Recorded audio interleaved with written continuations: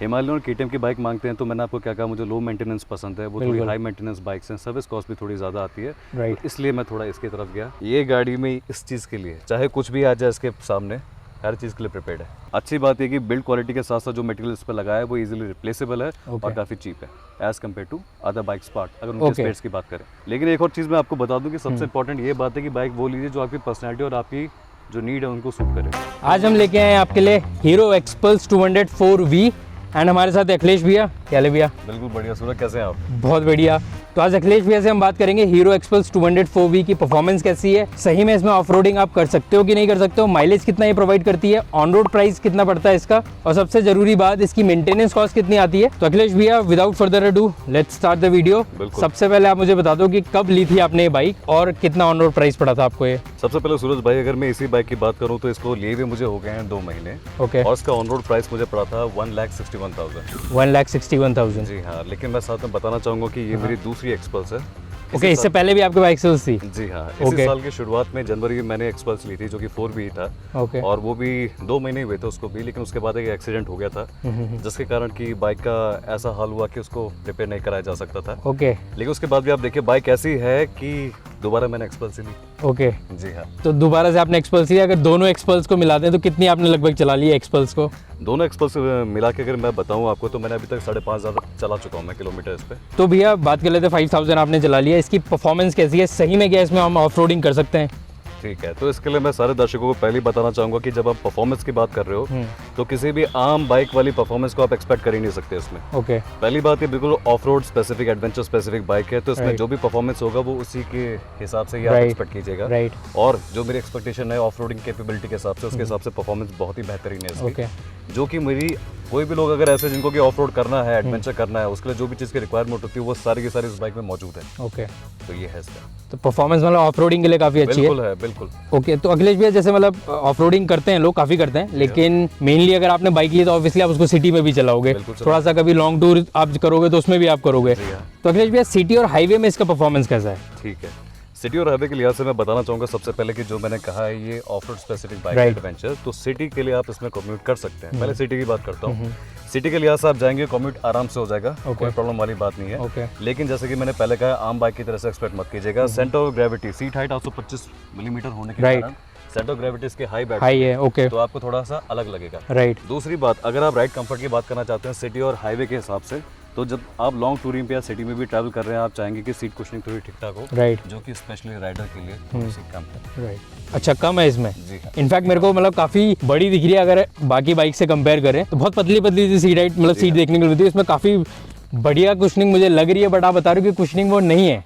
मैं इसलिए बता रहा हूँ आपको क्योंकि जिस हिसाब से अगर आप जैसे ऑफ रोड स्पेसिफिक के हिसाब से हम बात करें इस पे, तो जिस तरह के झटके झेलने के लिए बाइक बनी हुई है उसमें आपको क्या है कि कुशनिंग का जो लेवल है इस पे, जो उसकी विड्थ है वो आपको जरा कम लगेगी। दूसरी बात, जब भी हम सिटी या फिर अगर स्पेशली हाईवे ट्रैवल की बात करते हैं तो आप चाहते हैं कि थोड़ी चौड़ी सीट भी हो, सरफेस एरिया ज्यादा होता है उतना ज्यादा कंफर्ट रहेगा, जो कि इसमें नहीं है। और दूसरी बात इसलिए भी क्योंकि ऑफ रोड स्पेसिफिक बाइक ऐसी ही होती है। बिल्कुल, क्योंकि उसमें मेनली आप खड़े होकर चलाते हो, इतना बैठने का वो होता नहीं है। ओके, तो भैया परफॉर्मेंस की बात करें, जितना अच्छा इसका परफॉर्मेंस है उतना ही अच्छी ब्रेकिंग भी होनी चाहिए, राइट? अगर आप ऑफ रोडिंग कर रहे हो तो ब्रेक अच्छे होनी चाहिए, नहीं तो खाई में भी गिर सकते हो अगर कल को कुछ हो तो।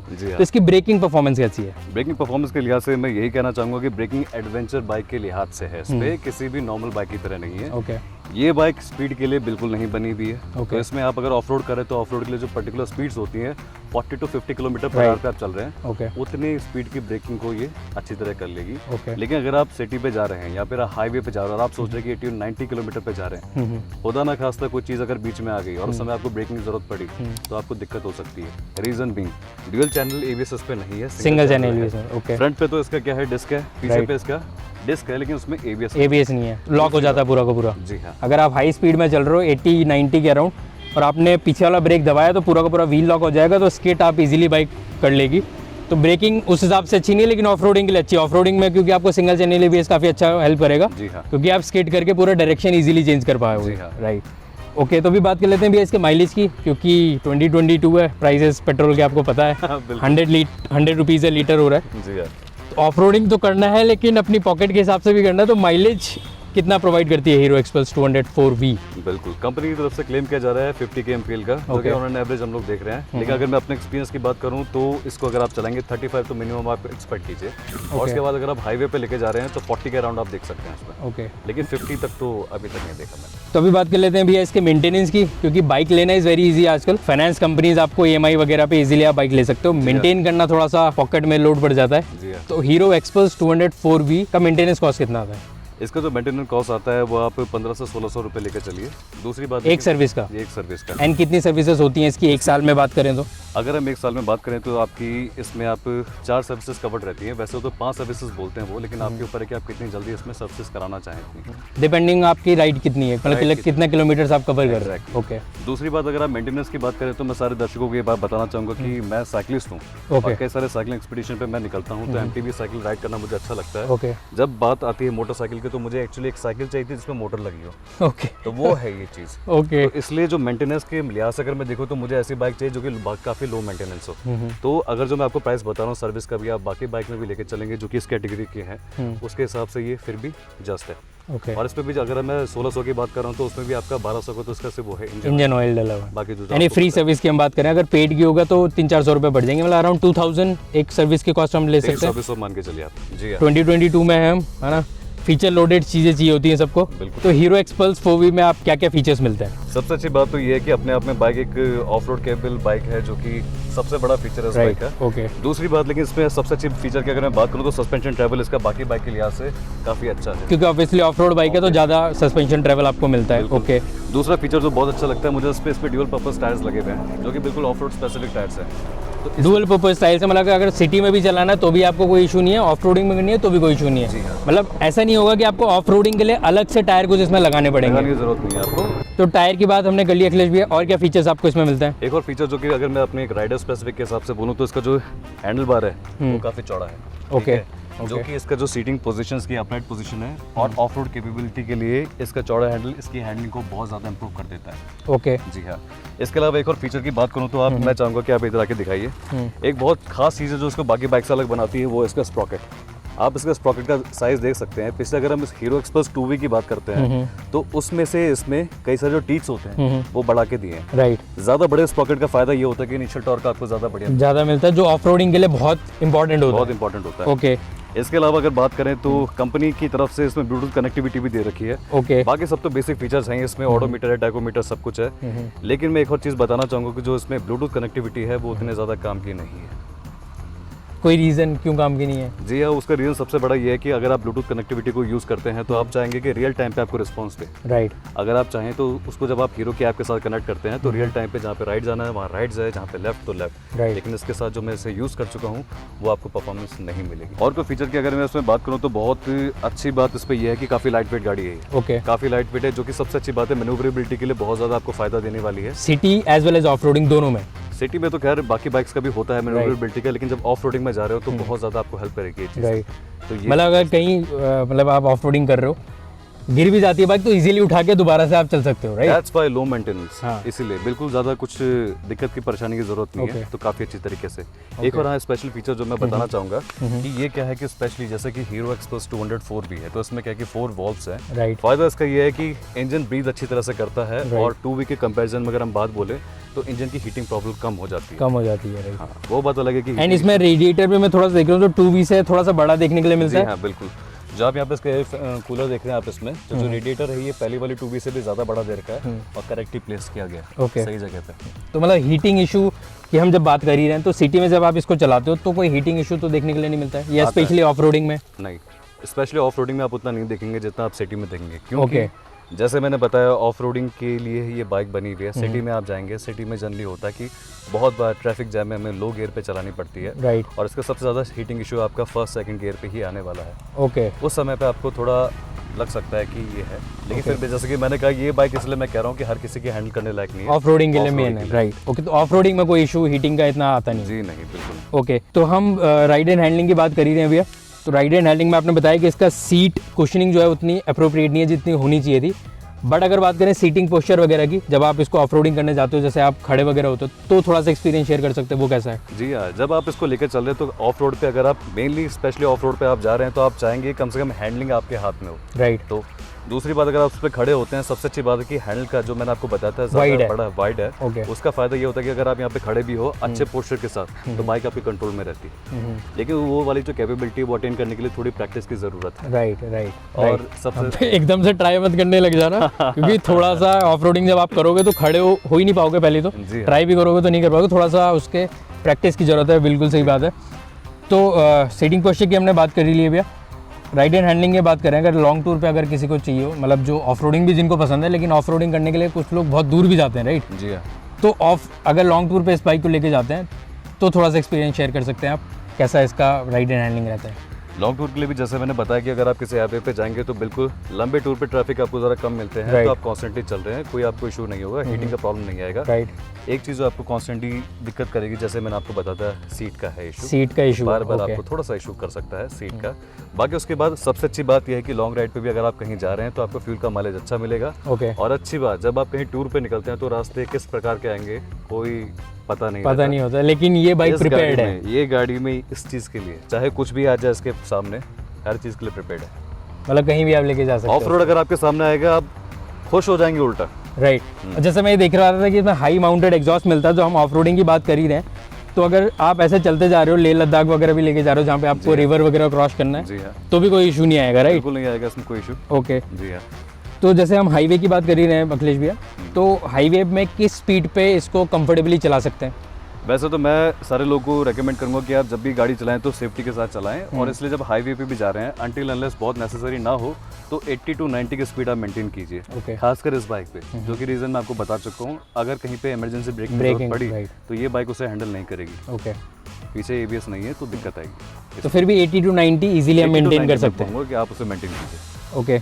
ऑफ रोडर आपने लिया है तो ऑब्वियसली बिल्ड क्वालिटी काफ़ी मैटर करता है, कि ऐसे नहीं होना चाहिए कि आपने ऑफ रोडिंग करी और बाइक में आवाज़ आने लगी, राइट? जी हाँ। तो हीरो एक्सपल्स 200 4V में की बिल्ड क्वालिटी कैसे लगी आपको? इसकी इस प्राइस रेंज के हिसाब से मैं कहूँगा, स्पेशली प्राइस रेंज के हिसाब से बिल्ड क्वालिटी अप्रोप्रिएट है, ओके। जो इस प्राइस रेंज से आप एक्सपेक्ट कर सकते हैं। बिल्कुल। दूसरी बात, जहाँ तक कई सारे इश्यूज आते हैं कि आप कहीं अगर जा रहे हैं तेज स्पीड ऑफ रोडिंग में तो बाकी चीज़ें आपकी वाइब्रेट करने लगती हैं, ऐसा कोई इशू नहीं है। अच्छी बात है कि बिल्ड क्वालिटी के साथ साथ जो मटेरियल इस पर लगाया है वो इजीली रिप्लेसेबल है और काफ़ी चीप है as compare to other bikes part. अगर उनके स्पेयर्स की बात करें तो इसमें अगर मैं यहाँ पे आपके हमारे यहाँ गार्ड्स की बात करता हूँ मैं आपके यहाँ पे, तो अगर नकल गार्ड्स की बात करूँ तो अगर एक बार ये टूट भी जाए या कहीं पे गिर गई आपकी बाइक तो इजीली रिप्लेसेबल है, बहुत ज़्यादा कॉस्ट भी नहीं आती है। ओके। मात्र आपके 150 से 200 के लग जाएंगे, कोई अच्छा। ज़्यादा इशू नहीं है। मतलब बहुत ही नॉमिनल सी कॉस्ट है, 150-200 रुपये। इसमें तो बिल्ड क्वालिटी ओवरऑल अच्छी है, अच्छी बट है। पार्ट्स भी काफ़ी चीप है। पार्ट्स भी काफ़ी चीप है इसके। ओके। अब मैं इस बाइक के नेगेटिव्स आपसे जानना चाहूँगा, क्योंकि कोई भी ये बाइक जो ले रहा होगा, कुछ ऐसी बातें जो हर कोई नहीं बता पाता, एक सिर्फ ओनर ही बता सकता है। जी हाँ। तो आपके हिसाब से बाइक में और क्या क्या बेटर हो सकता था, वो थोड़ा सा बताइए। चलिए, तो आसानी रहे इसलिए काम करता हूँ, सबसे पहले आगे से ही पीछे की तरफ चलते हैं। बिल्कुल। सबसे पहले जब हम आगे की बात करते हैं तो यहाँ पे जो अगर मैं डिस्क ब्रेक की बात करूँ, जैसे मैं बता चुका हूँ, जब भी आप सडन ब्रेकिंग करेंगे सस्पेंशन ट्रेवल ज़्यादा होने के कारण क्या होता है, आपको वो रिस्पॉन्स थोड़ा लेट मिलता है। सबसे पहले ब्रेक ओके। शॉकर नीचे जाएंगे तब जाके ब्रेक लगेगा, राइट। पहली बात। दूसरी बात, जब यहाँ पे आते हैं हेडलाइट को एक तरह से आप बोल सकते हैं मात्र नाम मात्र की है, ठीक है? अच्छा। और ये इशू मैं ही नहीं, बहुत सारे ओनर्स बोल चुके हैं, कंपनी को उससे सुनना जरूर चाहिए। नहीं, इनफैक्ट अब सुन के कंपनी ने 2V से 4V में ऐसा बोला है कि बेटर हेडलाइट्स है, अराउंड 37% ऐसा कुछ उन्होंने 21% उन्होंने क्लेम किया है, बट स्टिल अभी ये कम है आपके हिसाब से? बहुत कम। उसका रीज़न बताता हूँ मैं आपको।